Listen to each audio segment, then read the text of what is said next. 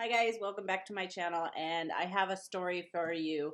On July 29th of last year, a 31-year-old by the name of Karla Elizabeth Dominguez Gonzalez shot and killed near her apartment in Alexandria, Virginia. Karla is originally from Venezuela, and that's where all of her family is, and she's actually known for being in beauty pageants, so she's really beautiful. A friend of hers did start a GoFundMe page. I think they've almost hit their goal, but I will link that in the description box just in case. But let's go ahead and tell you what actually happened. 33-year-old Ibrahim Berhachi, I'll put it up on the screen. I think that's how you say it. I'm going to just call him Ibrahim for the sake of this video. He is the suspect in killing her. Now, on August 5th, officers were able to locate him in Maryland, and they initiated a brief vehicle pursuit because they had already had a warrant out for him. And in a small amount of time, it did end up with him crashing his car in the Prince George County. When the police approached him, the officers found that he had a self-inflicted gunshot wound. Prior to the police actually locating him, they did put a notification out to the public that he was armed and dangerous. He's currently in a hospital with life-threatening injuries, receiving medical treatment. But here's the kicker. Should he have even been out in public? So let's go back a few more months. So October of last year, so 2019, he had been accused of raping Karla. Remember who we just said was found dead? He was accused back in October of last year of raping her, and she did testify against him during a grand jury hearing in December of 2019. Now, court records did indicate that those two did have a brief relationship of about 4 months, but he was indicted with rape, abduction, sodomy, burglary, and strangulation. He was put into jail without bond originally, and he was supposed to go to trial on March 30, 2020, so of this year. However, it was postponed due to the courts being shut down during the pandemic of COVID. So his lawyers did argue for his release, saying that it was unsafe for him to remain incarcerated due to the virus. And a circuit court judge did release him on a $25,000 bond on April 9th. He did pay a premium of $2,500 to get released.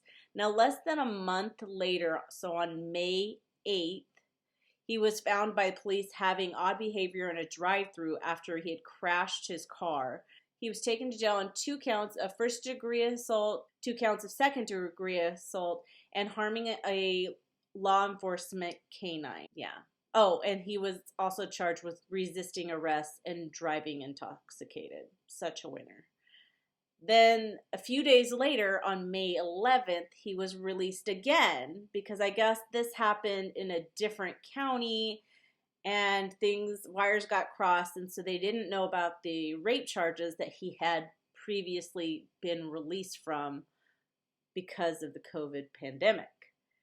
So sadly, then he was released on May 11th, remember, and now, just under 3 months later, he is now suspected of killing Karla.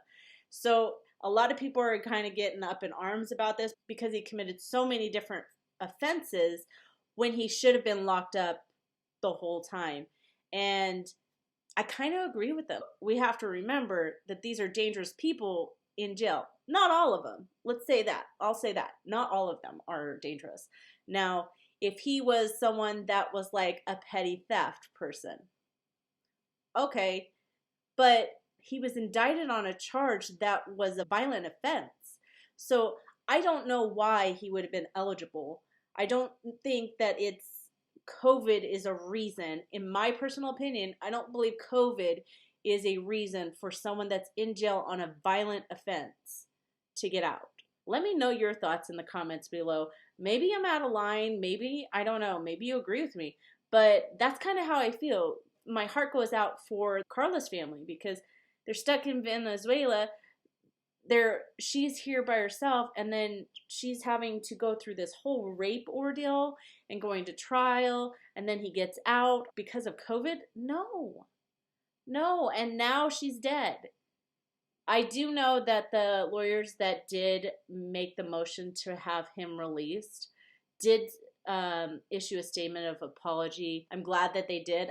I do believe in a system where you have to have representation, and that representation should not be biased. So I think that they did their job, but I think that the judge should have known better. And if you have somebody that is being charged with a violent crime, they should, to keep the public safe, he should have been locked up. I know I already said that, but let me know what you think in the comments below, and we'll see you in the next video.